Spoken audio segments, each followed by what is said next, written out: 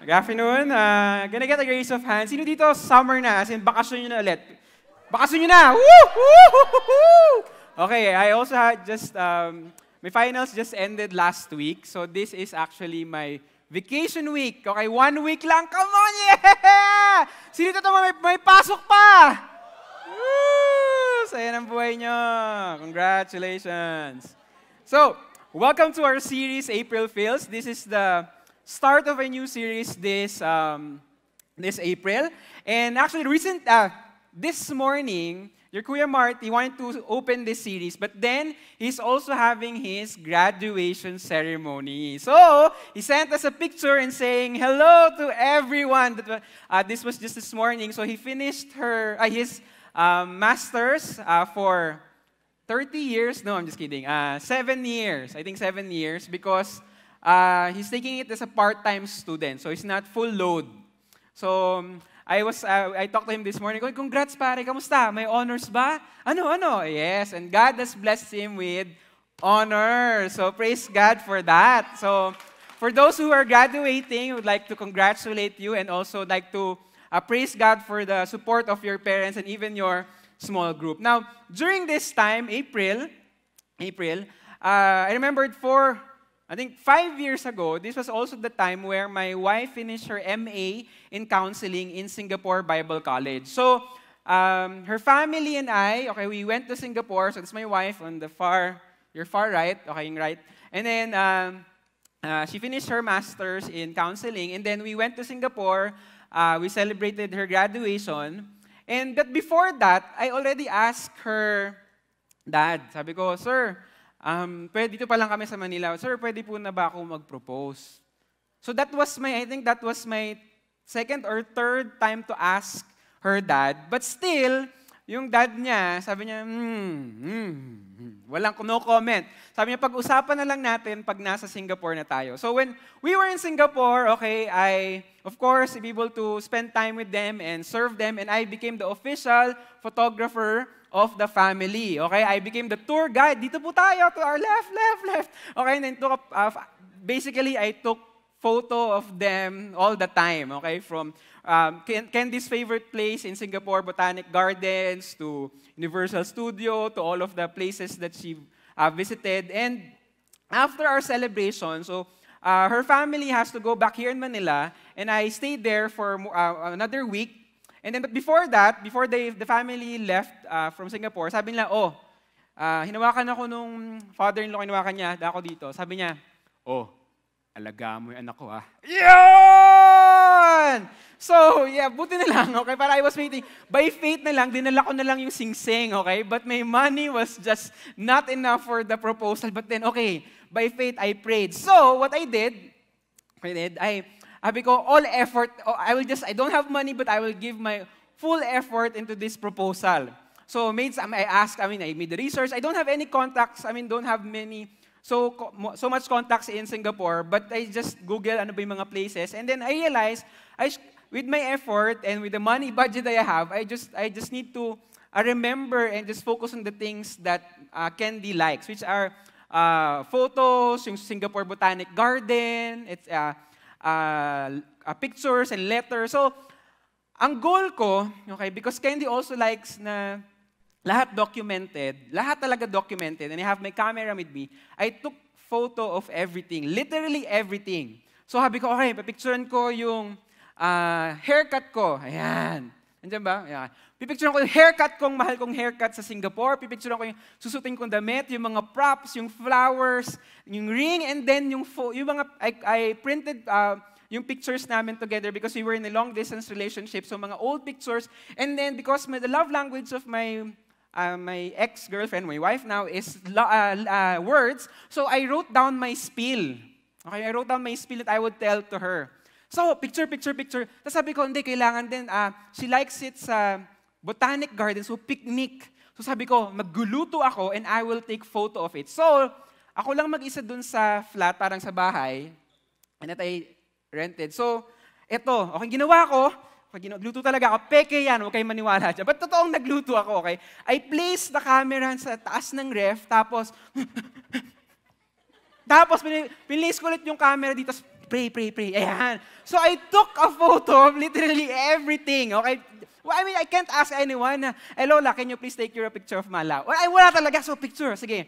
So, I was already there. My Candy was in her dorm sa school, and I was preparing. I went to Botanic Garden. I picked a spot where there are a lot of flowers and trees, and there was a gazebo. So I took a photo of it from afar kasi parating na siya. So pinipare ko doon yung mga balloons, mga flowers on the side, yung mga pagkain, I cooked pasta, chicken, yung mga sandwich, everything, I prepared it. Okay? Tapos I was waiting for Candy. Before I waited for Candy, sabi ko, sinong magpo-photo yung kung kailan ako mag-a-ask nung, will you marry me? Sino? Parang ko, sino? So, I was looking around. There was there were two people who were, they were there, and nasa gazebo sila. So I asked, hi, excuse me, I'm about to propose to this girl. Can I ask you a big favor? Can you please take a photo once I knelt down and just ask for her hand? Oh, yeah, oh, sure, la. They were excited. They go, oh, thank you so much. Okay, bye. In a few minutes, okay, we'll pass by and then I'll ask her din. Sinundo ka na si Candy near the MRT. She went out and then ako, kinakabahan na ako, may sweat na dito. Tapos, nandun na kami sa place, nandun na kami sa spot. And then, I told her my spiel that I want to spend the rest of my life with you, etc., etc. So it was a long spiel, and then siya naman, so I knelt down and then said, will you marry me? And she said, sabi niya, yes! Hindi mo susubigaw, yes, yay! Parang in my head, nasa na yung camera? Tapos sabi ko, nasa na yung photo? Parang ako, okay, ninakaw yung camera. Ninakaw ba? Hindi. And then after that, pumunta na yung dalawang Singaporean, photo! Sabi ko, it's already finished. Okay? It's already finished. So if you want to see the photo that I did na lang for this, can we show that? Okay, ayan. Yan yung proposal. Yan yung nangyari. Kung gusto nyo ng focus, eto. Ayan. Yan yung focus nung proposal. Okay? That was the picture. Parang from the start, tas parang at the end, what happened? What happened? All the efforts. Okay? All the efforts. But then, okay, para siguro parang, can we take sabi ng mga, can we take a photo of you? Oh, sure. Sige. So, tignan niyo mukha ko dito. Haggard. Okay? Pakita niyo. Can you just show the slide, please? Okay, yan. Haggard na ka. Pagod na. Tas ang fail pa dyan, ay nagkaroon ako ng allergies sa damo. Okay? So the whole time I was there, I was itching the whole time. And then why am I sharing this experience of yours? Kasi I envisioned the proposal to be this magical moment, a special time. I really prepared for it. A moment that was properly documented. But in the end, it ended with with a big sigh. Ay, nako. But of course, nakita nyo naman yung ring. Okay, yes, praise God for that. But then, the effort, after all that effort, there was just this a long, deep, audible breath expressing frustration. Okay, frustration. And I truly believe, that was the month of April. During this time, this is actually specific, this special season in our lives, summertime, we could also have this kind of expression, a big sigh. An audible breath expressing regret or frustration. Yung talagang, why? You started this year telling yourself, I already had, I have a lot of gifts during Christmas. And this year, starting this year, January, up to this time, I will have a lot of savings. Mag-iipon ako. Okay, tignan nyo yung wallet nyo. Ayan. Yan ang nagagawa ng inom ng milk tea. Okay? Ayan. Sabi mo, okay, parang March na, you really spend, mag-iipon ako for March para at least I will be able to spend my summer vacation. I will travel a lot. Okay, ito pa. Okay, this year, I would make sure na magpapapayat ako. Okay, I will be fit. And then you'll hear yourself, next year na lang. Okay? Next year na lang. Or, this year magbabasa ako ng libro for sure. Okay? I will clean all of my stuff in my room and I will throw all those garbage. But then, your garbage is still full. Ang dami pa rin. I remember I bumped into someone. I bumped into someone in Eastwood. This girl was just so frustrated. Okay? Because she envisioned herself having a haircut, and then she took a photo. I mean, in-screenshot niya, pinakita niya dun sa parlorista na, Madam, okay, this is the haircut. Like, certain cut in inches. But then after that, she went out in Eastwood parang so down. I just told her 1 inch. It was super 1 inch, okay? It was really, really, really short. And she got so frustrated. And I realized that many of us are like that, especially this season. We have a lot of plans, goals, dreams, agenda, activities that we have in our heads. But then at the end, we will have this feeling of, ay, why didn't it happen? What happened? Ba't hindi ganun yung kinalabasan? And I believe that's the reason why we're having this series, April Feels. April Feels, because many of us here, we envision ourselves to be fruitful this summer, whether you have classes or you don't have classes. But at the end of it, you end up fruitless. You want to be productive, but you end up unproductive. You would want to spend your time, you want to maximize everything, you want to spend your money wisely so you can enjoy a lot, but then you misuse your time, you misspend your money, you misuse your energy, and from fruitful, you become fruitless. Let's say, for example, in school. You know that this is, in a few weeks' time, there will be finals, right? But also in a few weeks' time, there's Holy Week. It's a vacation time. So let's say you have a project in a group, and you can already submit your part ahead of time. But what will you do? Okay yan, kaya pa naman yan. I still have a lot of things to finish, like going out with my friends, buying stuff, playing a lot of things. So later na lang. And then, Holy Week is there, and that you are to spend time with your family. But what will you do? You will bring your project with you, and do your assignment, your project with your family, and at the end of your family time, you will post, hi, nothing happens with my family. Boring. So, actually, if you look at it, it's actually because we choose to do something else, prioritize something else more than what is needed right now or what you can do in advance. We envision ourselves to be fruitful, but at the end of it, we become fruitless. Or for example, it's summertime. Diba? Summertime. Every one of us desire to have a fruitful summertime, but we end up wasting it. Evaluate your summertime. Usually, parang you want it to be so maximized, but you end up wasting it. We say that summertime is a time for our enjoyment, but at the end, it will be filled with regrets. For example, you want to go to the beach, you want to hang out with your friends, you want to trek, you want to spend time with your family, you want to read more books, and you would say, Lord, I've been so busy throughout my academic year, and this summertime, I will make sure, Lord, I will spend time with you. Come on, Lord. It's for us. Like summertime, I was so busy during academic years, I didn't have time with you, but this time, okay, walang pasok, summer na. I will enjoy my time with you. We will have quiet time all the way. As in, I'm really, really excited. But what happens in our summertime? Boom.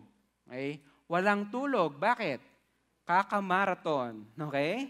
Ng mga series, walang tulugan. Okay. Ano pa? You will play MOBA. We're not saying, okay, but parang it's getting too extreme. Yung wala talagang tulugan. Ano mangyayari? Sa bahay ka lang. Okay, nakatunga nga. Kasi, parang wala na, naubos na yung oras mo kakapanood, sa bahay ka lang, tapos uutusan ka, uy, tulungan mo naman ako sa bahay since free time mo naman, it's summer. Grabe naman kayo, minsan lang ako magbakasyon eh. Gusto ko naman sana ng super okay. Patulugin nyo naman ako ng 14 to 18 hours, sobra naman kayong manggising. Diba? Parang, we would have that argument na walang nangyari sa summer ko kasi kasalanan ng iba. But actually, our vision is we want to have a fruitful summer. We We want to have a fruitful time with God. We wanted to enjoy the time, this special time. Let's say whether from April till June or April till July, it's a free time. Now, I submit to you the reason why, though we envision ourselves to be productive, to be fruitful, we end up being fruitless, is unproductive. It's because, if you will look into our hearts, deeply into our hearts, the root of it is because we think that that time is for ourselves. That time, that specific moment it's for your benefit alone. It's for your advantage. It's for your interest alone. You think that that certain time, it's just about you. Give me a break. This time is for myself. That's the root of being fruitless. Okay? I want you to think of this way. People who've experienced fulfillment in life, these are people who would not think of themselves much. Okay? They will not think of themselves much. They would want to pour their lives to others, and that whatever season they are in, they feel that they are fulfilled. Okay? A better illustration would be the picture of the Dead Sea. You know what the Dead Sea is, right? The Dead Sea is a dead body of water. There are no living creature in the Dead Sea. You know why? Because a body of water, normally it's held if there will be fishes in that sea, if there will be an outlet. Okay? But what happens to the Dead Sea is after getting water from, let's say, a higher ground, it will not flow to any streams. It will just keep it to itself. And what happens? It becomes dead. Okay? Dead. And the similar illustration, similar point is that fruitfulness does not happen when it's always about you. Fruitfulness does not happen when it's always about you. Because a maximized life is a life lived for others. Whether it is summer, winter, fall, kung meron man tayong winter, okay? A maximized life is a life lived for others. If you would, let's say, isn't it fulfilling, let's say you'll be part during summer of ministry activity. Or let's say, a planting, okay, this summer I want to plant trees. This summer I want to be part of the election just to serve. Let's say this summer this May free time, I would just want to help young kids. This summer, I would want to help the family or help at home na magpintura ng bahay. At the end of it, you will realize na, wow, okay the time I spent is fulfilling. It's maximized. Because a maximized life is a life lived for others. So if there's one point that I'd like you to remember during our time this afternoon, is this. Okay, serve others this summer. Can you say that to your seatmate? Serve others this summer. This is an immediate application. I'm not saying serve others this summer only, okay? But this is a start. This is a start that serve others this summer. Now, Kuya Alvin naman, summertime, you don't understand. Summertime is the only time that I can pursue my interest. This is the only time I can reward myself. Okay? The whole year,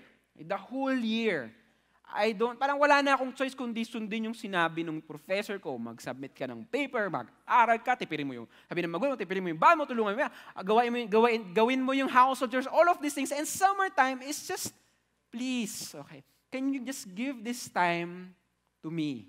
It's a time for me to be rewarded. Summertime is the best time for me to exercise my right, telling to my siblings, hey, kita mo yung oras na to?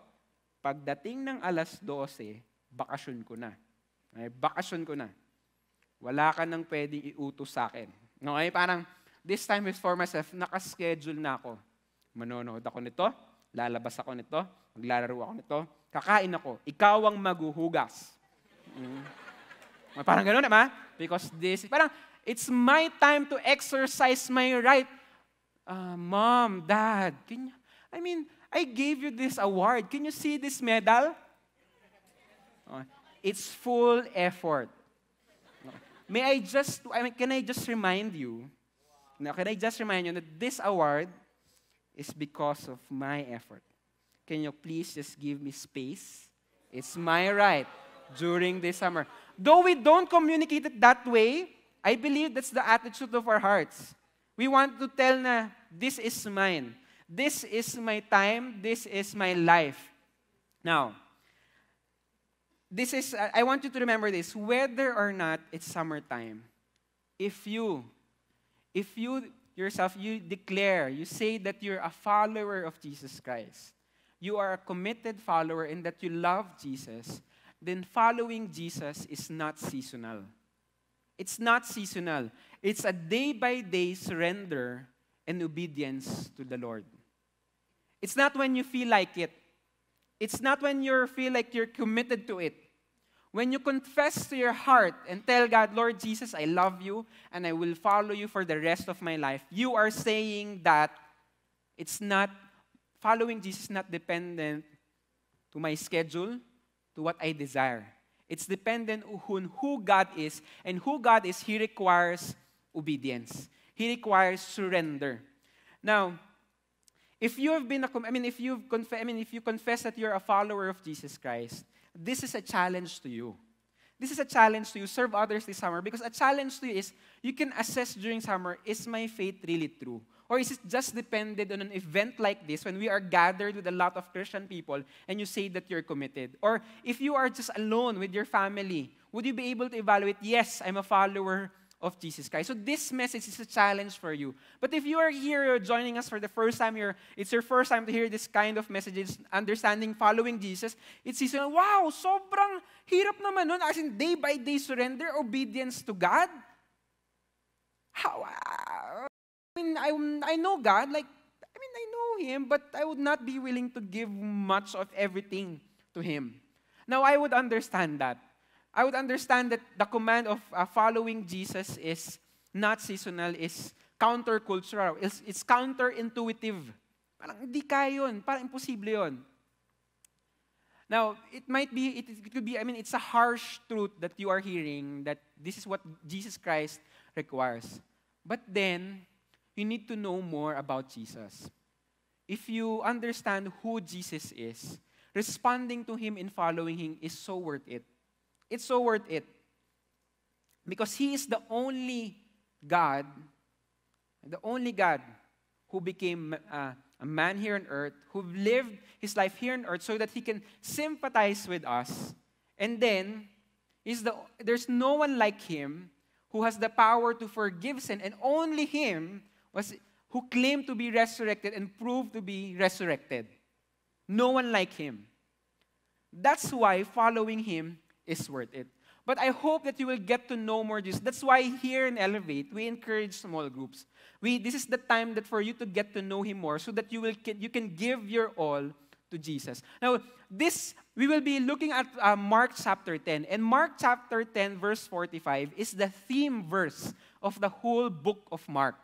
The whole book of Mark. And it says, "For even the Son of Man did not come to be served, but to serve, and to give His life a ransom for many." This is who Jesus is. He is as the Son of Man. Son of Man means that He has the spiritual authority, and yet He is so humble that He would serve others. He has the authority to forgive the sins of mankind. This is what Son of Man means. And yet, He did not come to be served, but to serve and to give His life as a ransom for many. And that is why we are to serve others this summer, because of His example. So before we dive into His word even more, why don't we just pray for His words to penetrate our hearts? Let's bow our heads and pray. Lord Jesus, thank you so much that we can study your word. Lord, your word has the power to pierce our hearts. Lord, whatever circumstances, struggles, frustrations, pain, joy, victory that my brothers and sisters have right now, I pray, Lord, that you will speak to them mightily and that you will cause transformation. Holy Spirit, move mightily without limits this time. In Jesus' name we pray. Amen and amen. So before Jesus said that I am the Son of Man who came not to be served but to serve, there was this conversation, between Him, Jesus Christ, and His 3-year-long friends, which are His disciples. They were having a wonderful conversation, and this is what Jesus said in the conversation. They were going to Jerusalem, and He said, "Behold, we are going to Jerusalem, and the Son of Man, Jesus, will be delivered to the chief priests and to the scribes. These are people who hates me. And they will condemn me to death, and they will hand me over to the Gentiles, to the Romans, people who also have tried to minister to. They will mock me, spit on me, and they will scourge me and kill me. But 3 days after, later, He will rise again. This is the third time that Jesus predicted His death and resurrection. He was saying, okay, I will die, I will be resurrected. Okay, they will get me, they will kill me, I will be resurrected. And this is the third time. Now, the question is, if someone, let's say in your family, or anyone in your friends, like you say friends, if someone will tell you, I'm dying in the next 4 days, what will you do? What will you do? You're dying, I'm dying. Kunyari lang, alam mo, sakit ako eh. Ay, nakakatawa yung pero express, okay. I'm sick, okay, I'm sick. Can you please, okay, be with me the next 3 days? If someone will just ask you, I'm about to die, what will you do? Parang, ito yung reply. James and John, the two sons, next verse, sons of Zebedee, came up to Jesus saying, Teacher, we want you to do whatever we ask of you. What kind of a selfish request? To teacher, may polite pa no? Parang iba, parang hindi teacher dapat yun nandiyan. Hoy, gawin mo yung gusto kong gawin mo. Sa Tagalog. Teacher, we want you to do for us whatever we ask of you. Imagine yourself, okay, you're having family problems. You're having family problems and you would share to your best friend, alam mo, as we're having problems with money, tapos may problema sa bahay, lagi siyang away, tapos may sakit si kuya, ganyan. Ang hirap talaga eh. Hirap talaga. Tapos sabi nga, ganun ba? Uy, libre mo naman ako sa endgame. Para ikaw. For example, sa classmate mo na parang, uy, pasensya na kayo, nalito ko i-submit yung paper kasi, alam mo yun, may problema. Nabunggo kasi ako kanina. May sakit-sakit nung ko. Tas para kailangan ko magpa-check up, duguan ako. Talaga? Uy, libre mo naman ako milk tea. Starbucks naman tayo.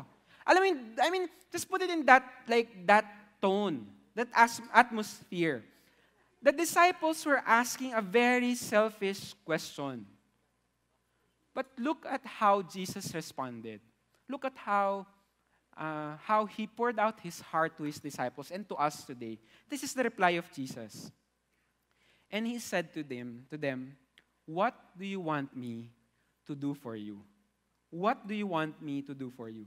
Jesus has all the right. He has all the right to think about Himself, to prioritize His needs and His rights, telling, hey naman, I've been ministering to you guys for the last 3 years, doing miracles, providing bread to you, fish. I've calmed the storm already.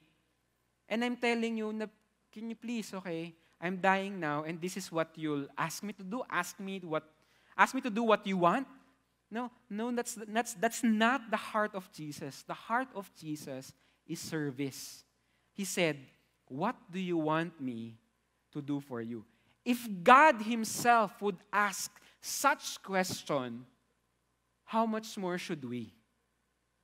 How much more should we? If God Himself would ask that with authority and with rights, and He could pursue His own interests, He asked, what do you want me to do for you?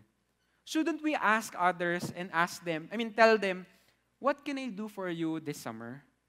What can I do for you I have free time. Can I help you with anything? Jesus Christ exemplified this example. Now, I think a month ago, I'm also pursuing my MA in the same school that your Kuya Marty is studying. So he's an older batch. My class is 7 o'clock, and I had to leave Pasig. I had to wake up and leave Pasig mga 5:30. Kailangan nakabiyahe na ako noon. I would, there was one time last month, I woke up, went to school 7 to 12. 7 to 12.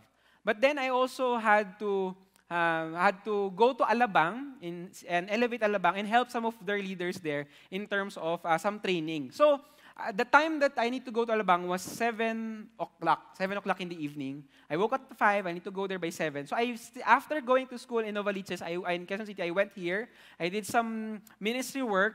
I was a bit tired. And then after that, I went to Alabang. Now, I had my disciple with me. Your Kuya Ray is also a full-time worker.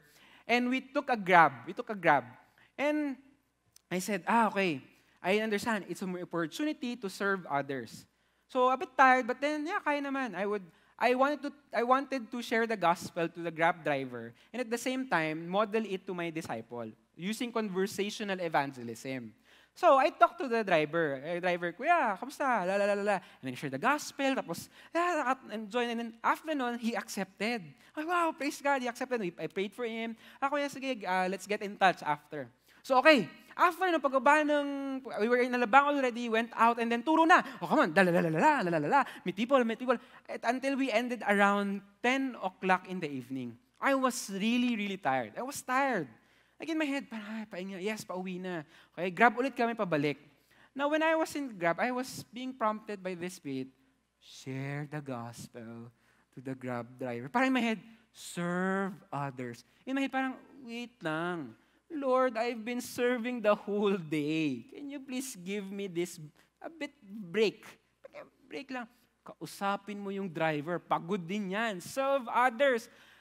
Ay, parang ako, Lord, help me. Then eventually, I talked to the driver again. And then little did I know, okay, he came from a Christian background, a Christian family. Everyone of their family is Christian. His father died trying to share the gospel to him.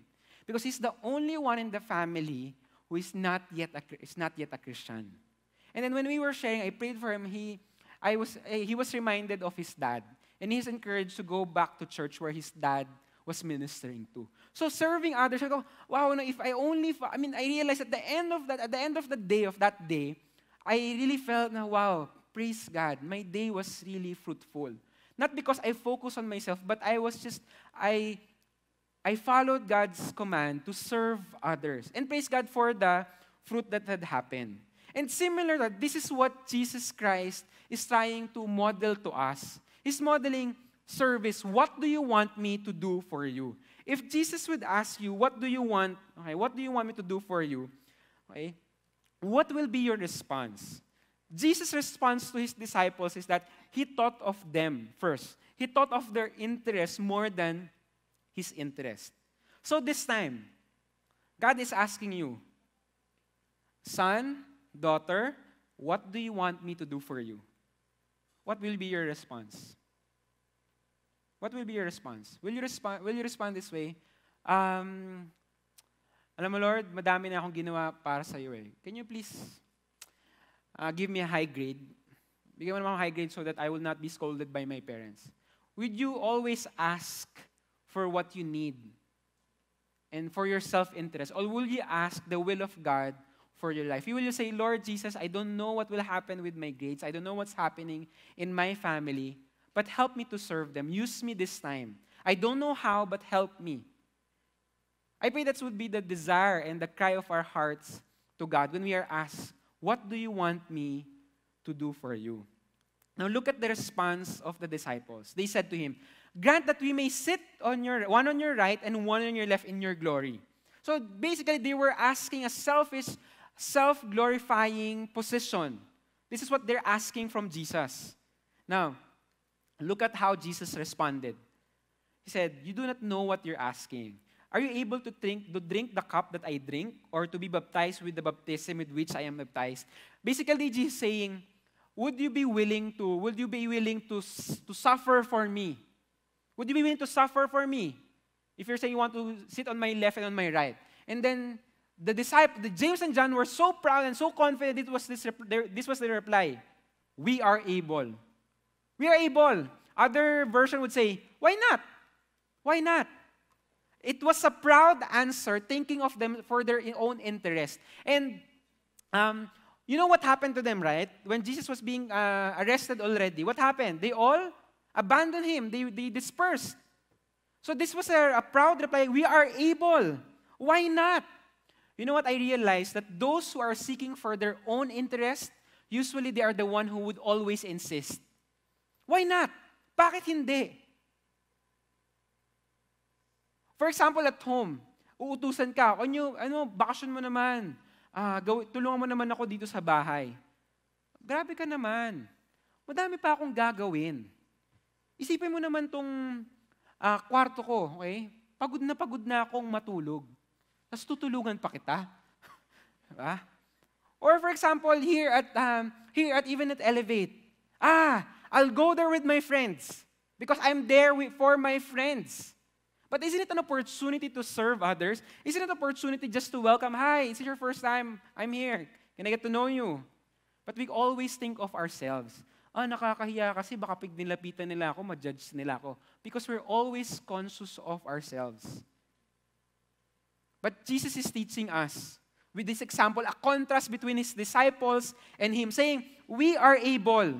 We are able. But look at the response of Jesus. And Jesus said to them, but to sit on my right or on my left, this is not mine to give. It is for those whom it has been prepared. While the disciples were seeking for their own interests and insisting their rights, Jesus showed an example of relinquishing His rights. Though He is God, He submitted His will to the Father. You get this point? Jesus Christ, the Holy Spirit, and the Father, the triune God, is co-equal.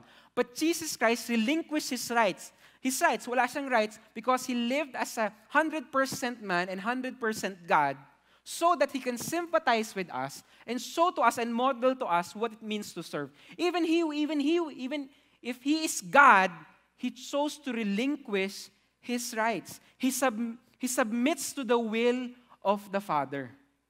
That's why we can serve others, because He modeled to us. Now, look at the response. There were just two conversations between Jesus and James and John. But look at the response of the other disciples. They felt indignant. Hearing this, the 10 began to feel indignant with James and John. Grabe naman tong mga to. Ang kapal ng muka. Di ba nila alam, ako si Peter, ako yung nag-walk on water? Okay, ako lagi yung nangunguna. The 10 were indignant. Hey, Judas could have said, hey, I'm the handler of money. Okay? In terms of glory, I should be glorious. Wait, Andrew would say. Remember during the production of the 5,000, like the bread and the fish, I was the one who ushered the boy to give bread and fish. So they could have, these were the struggle that could have happening, but basically they were saying, they were indignant, they lost temper. They lost temper. I believe when people are trying to get ahead of us, our tendency is to push forward. We don't want others to be ahead of us or parang tayo yung kawawa. Ayaw natin nagsiserve kasi gusto natin tayo yung siniserve. Okay? We always want to be ahead or to win an argument, for example. I remember an experience, I forgot if that was last year or this year, but it was very like this word indignant, feel indignant and wanting to go first and to take like revenge. I experienced it in SM Hypermarket. So, as you know, me and my wife, that's our favorite mall. We would do grocery. I would accompany her. So we were in the cashier already, and there was this lady. The lady was healthy. The term that I would say, she was healthy. And then she was having argument with the cashier. And so I was already in that lane, na cashier lane. Tapos meron naman itong parang trolley walang laman. So I pull it aside in a bit para makapasok yung trolley namin. And then this is what the woman did. Hindi pa ako tapos kasi wala naman laman. Kinuha niya yung cart, tapos hinatak niya. Tapos nagulungan sa paa si Candy. Sabi ko, okay. Indignant. Okay? I was really, parang ako, I was carrying Enoch, my son, I was, I think, 7 months old, I forgot. But yung may, alam niyo noon, ang tawag doon? basta baby carrier. I was baby carrier. Tapos I was, parang ako, sabi ko, but by God's grace, I told, okay. So nag-react si Candy ko, parang, as in nasaktan si Candy, sabi, I told the lady, next time, be careful. I was firm, but I was not shouting. Next time, be careful. And then, you know what happened? Grabe ka! Ang bastos-bastos mo! Nagwawala pa kami. What's happening? Parang hindi ko alam yung mangyayari. And you know what he did? He pushed the cart and hit my son. I can still feel the pain. I know, but forgiven na. So, I was really indignant. I was really angry. Tapos sabi ko, and then suddenly, I was reminded, first, is this an ECCF member? So anyway, I just pop into my head, it's not God's will for us. Parang, God will not fulfill His plan through anger. Okay, through anger. Something like that in James and also in Proverbs. So, what I did, parang I didn't react, and then, but I was not yet calm. I just went to the other lane and just let it go. But in my head, I wanted to, after I gave the Enoch to Candy, tapos, eto na, parang ako. But I was just being reminded by God, you will not fulfill anything if you will get angry. But then, the pain in my heart is in my head, parang in front of everyone, I was thinking, Lord, I'm the husband and I'm the father, and I can't even avenge my family. Parang that's unfair. That's really unfair. Parang I have the rights. I have the rights to just hit the woman. SM Pasig is mine. I mean, that's our shopping area. Okay? It's mine. Sabi ko, parang that's my mind. Parang it's so easy for me to hit, to throw. I mean, I could just have responded in a regretful way. But by God's grace, I was just reminded of God whispering to me, come here, settle down, I'll speak to you. And this is what actually, somehow, when I read this statement, then the 10 began to feel indignant with James and John. But look at what Jesus said, what Jesus did, calling them to Himself. Come here. Are you angry? Come here. Are you having emotions that you cannot handle? Come here. I believe our emotions are God's teaching moment. Especially if you can't handle it anymore. It's God's teaching moment. And so, this is what He's telling to His disciples. Disciples who are proud, who would always think of themselves, who would put themselves first, Jesus' heart is to serve them, calling them to Himself. Come here. I would tell something to you. And this is what He said. You know that those who are recognized as rulers of the Gentiles lord over them, and their great men exercise authority over them. Jesus was basically saying, don't be surprised when people in this world would put themselves first and their needs. Okay? Would they use their authority and power to gain something? But this is the line. But it is not this way among you. Can you tell it to your seatmate? It is not this way among you. But whoever wishes to become great among you shall be your servant, and whoever wishes to be first among you shall be slave of all. Servant and slave were distinguishedly written by Mark differently. Can you show that slide, please? Servant means you are intentional. You are being intentional to meet the needs of others. If you want to be great, okay, put the needs of others first, and be intentional in doing it. That's what Jesus is saying. But if any one of you wants to be great, I want you to be a slave, which means to relinquish your right so that you can serve others. That is what Jesus is saying. We are to serve others. Can you tell it to your seatmate? Serve others. Now, I'm about to close and I'll be sharing just a few stories. I'd like to share with you this guy. Okay? This guy is by the name of William Carey. He was in his 20s when he got married, and he became one of the pioneer missionary in India. You know India? India is a Hindu, Buddhist, like there were a lot of gods there. And so it will be difficult to do ministry. Now, he's a British guy, a visionary, eloquent with many languages, and he has the right to say that I can just do whatever I like with the skills that I have. And yet, he responded to God by serving others. So because of his sacrificial service, because this is what happened to him, while doing ministry, his son died in the ministry. His wife, had an argument with him that, parang, I believe the wife, because of the pain that had happened, left him. And he has the right to say, I don't want to do the ministry, I don't want to serve others anymore, because after giving my best, everything that I have, people are ungrateful, people even don't say thank you or appreciate what I do, and yet his heart says that I will serve others. And because of his service, this is what happened. William Carey helped put an end to child sacrifices in the Ganges River, and fought against child marriage. He also fought, in India, the belief is that if the husband died and the wife is still alive, the wife will be buried with the husband, alive. That was the culture. It was difficult to serve, and yet he served others. Because of his service to others, he was able to publish the Bibles, but more than just publish the Bible, he translated 44 languages, dialects in India, that made the Bible spread throughout the country. And so when he died, he left behind 30 missionaries, 40 native Indian teachers, and even different churches he was able to build and stand. And this is what he said, his motto in life: expect great things from God, attempt great things for God.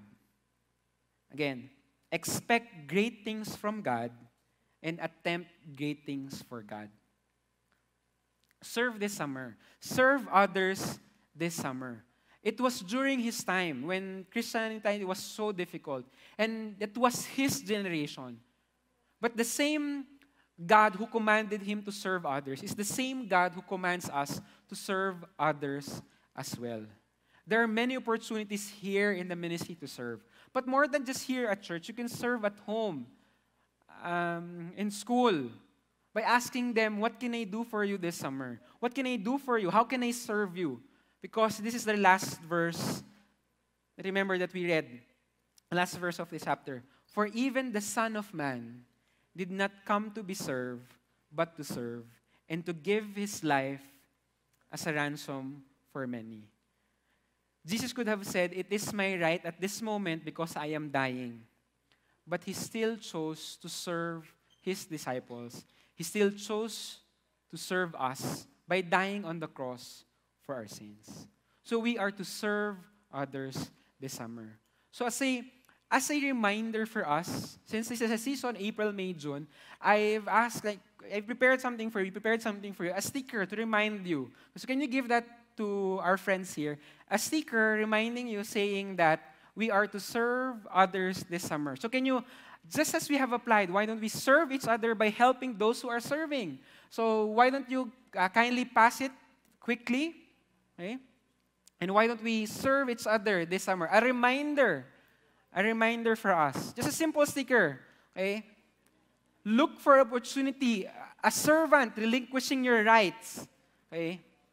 A slave relinquishing your rights. Or a servant who would take initiative to meet the needs of others. This is our application.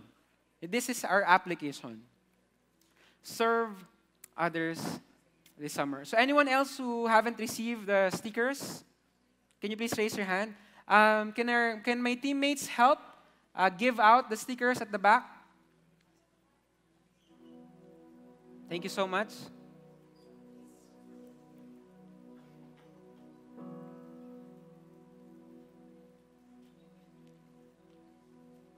Can I ask the ushers to distribute it and quickly and with the help of others?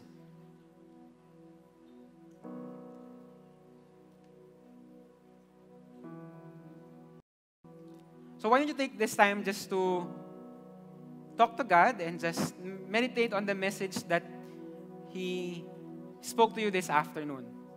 If God is here right now and asking you, And with a servant heart, He would ask you, what can I do for you, my son? What will be your answer? Jesus is talking to you, what can I do for you? Will it be a selfish, self-centered answer? Or is your heart towards where God's heart is, which is to serve other people? Maybe God is teaching you now and telling you, why don't you pray for your classmate whom you'd want to serve by praying for them and caring for them and sharing the gospel to them? Why don't you why don't you ask God for your parents? How can you best honor them during this time? Maybe you're a small group member, and how can you best serve your small group leader or your small group members, like your D group mates? How can you serve them? Why don't you pray for them and not just ask for what you desire, but God's desire for other people?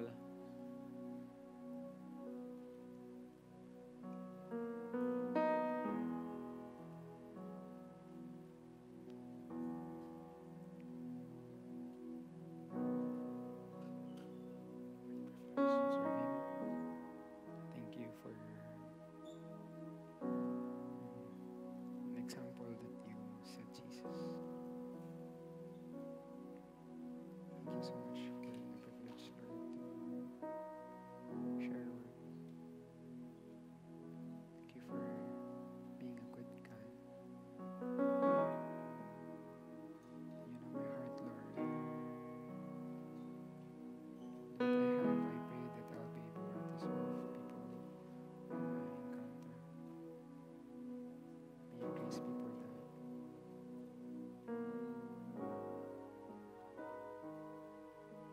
Pray, Lord, for my wife as they serve this morning. Teammates, members, they'll be able to serve you.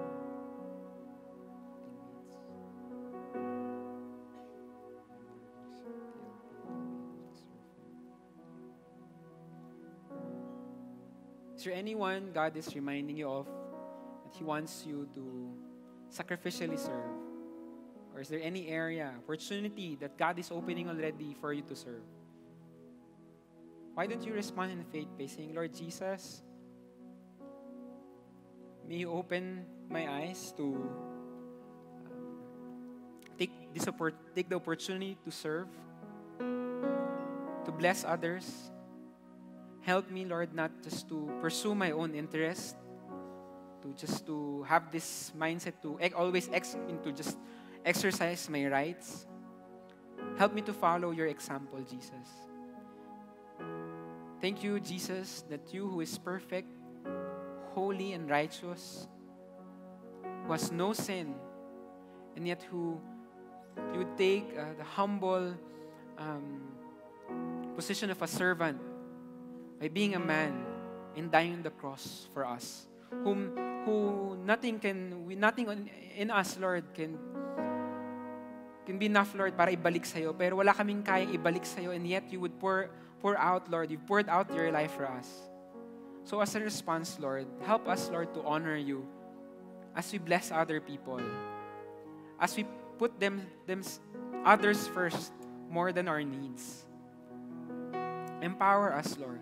Allow us to not think of ourselves always, but to have you in our heads, in our minds, in our hearts, and to express this love, Lord, to the people around us. And we pray, Lord, for those, Lord, or any one of us, Lord, who need a touch from you, who doesn't know you, who knows you in their heads but really haven't accepted you in their hearts. Lord, may this day a special day for them, a day of salvation, a day will come to know you, that the God, Jesus, whom He knows in their heads, died for their sins. Lord, we pray that our community here in Elevate will not be a community of self-centered people, but a community that will show your love and your grace towards us. We commit the rest of our afternoon to you. We give back to you all the glory and all the praise. In Jesus' name we pray. Amen and amen.